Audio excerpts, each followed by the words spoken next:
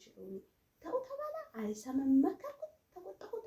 ምንድን ነው የሚሻለው? እሺ ከዚህ በላይ እኔ በቃ ትዕግስቴ በጣም እያለቀ ነው። ጀማል ተሰማኝ ከሆነ ስማኝ፣ የማሰማኝ ከሆነ ደግሞ በራስህ ትፈርዳለህ። እኔ ነግሬሃለሁ። ከዚህ በኋላ መጨቃጨቅም ማውራትም አልፈልግም። በቃ ልቀቀኝ። እኔ በጣም ያናደድከኝ። ሂድ አሁን ቆይ። ጭራሽ ደግሞ ብዙ ነገር ስለቀባጠርክ ሂድ አሁን። ታናደኝ ውጣልኝ። ተወኝ በቃ እኮ እንደውም ጥፋትን ያ አላህ ከወንጀል አስዳን፣ ያ ረቢ እርጋታን ስጠኝ፣ ያ ገፋር ሰላም አምጣልን፣ አንድነት እዝነት ሞላብን።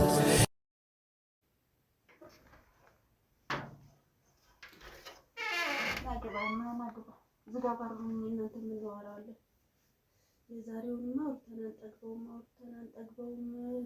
በጣም ነው የምንጨቃጭቀው። ቶሎ ዝጋውና ግባ። ቶሎ በሩን ዝጋውና ግባ።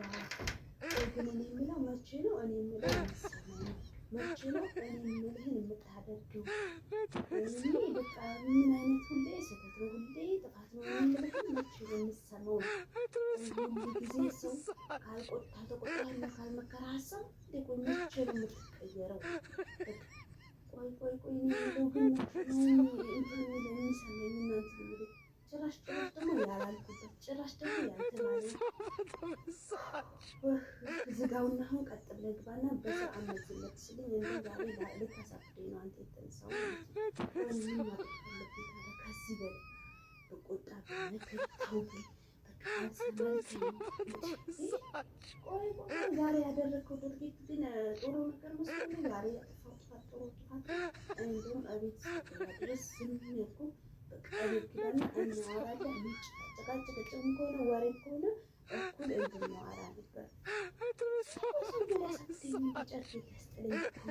ከዚህ በላይ እንዴት ሊሆን የሚችለው? አይሰማም። መከርኩት፣ ተቆጣሁት። ምንድን ነው የሚሻለው?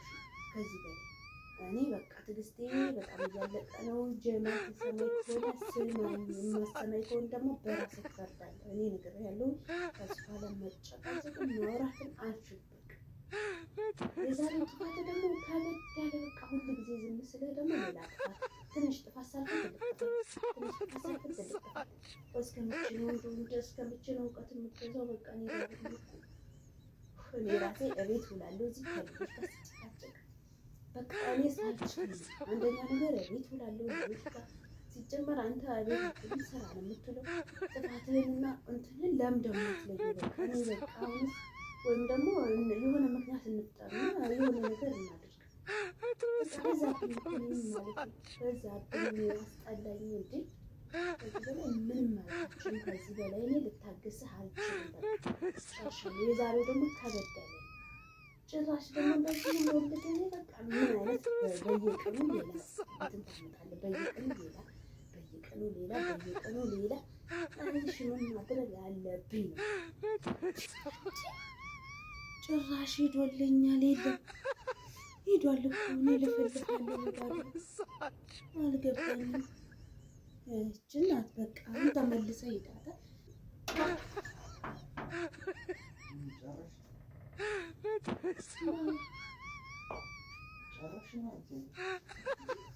በሩን ዝጋው እኮ ታዲያ እኔ ዝጋ ያልኩትና እንደማመጥ ጥፋት ጊዜ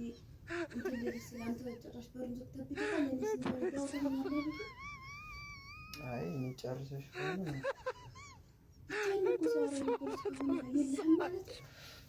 በሩን ዝጋው፣ እናወራዋለን። እኔማ የምትወሩ ዘጋው እና እኔ ከአንተ ጋር የማወራው አለኝ። በሩን ዝጋና ግባ። እንዴት ዘግተህብኝ ትወጣለህ? እንዴት አልሰማኝም እስካሁን ድረስ ነበር ያወራሽ?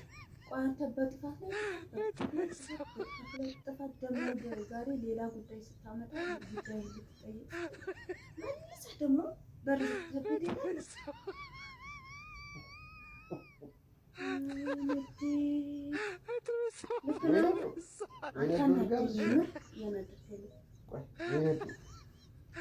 ትሄዳለህ። እኔ እስካሁን ለፍልፌ ያልሰማህ ወይነዱ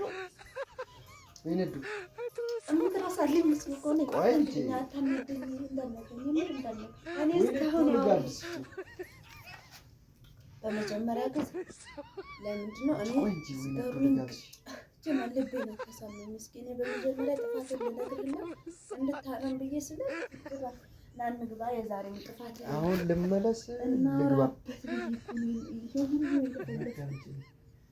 ላግባበት ላግባበት ያው ማለት እቺማ ቀን ስትሰራ ትሞክላለህ። አግባቱ ነው አፍ ያመልጣል ብለዋል። አንዳንዴ ያሉ አይሰማ ሲባል አሉ አፍ ያመልጣሉ። እኔ አሁን እስካሁን የለፈለፍኩት በአንተ ንዴት ነው። ያልከውን የምትሰራውን ንዴት ሲያደርገኝ ይሄ ሰውዬ እስኪ ቆይ ብንማከር በዚች በብረት ድስት ይሻለው ልቀበል። በትልቅ የብረት ድስት እቺ የማናት የማይል መቼም ወጥ ለኔ በዚች አሰሪ። ኧረ በዚችማ ጥሩ ነገር ነው ብዛር በዚህ ትልቅ አንጀቴ እንኳን ገበገብ።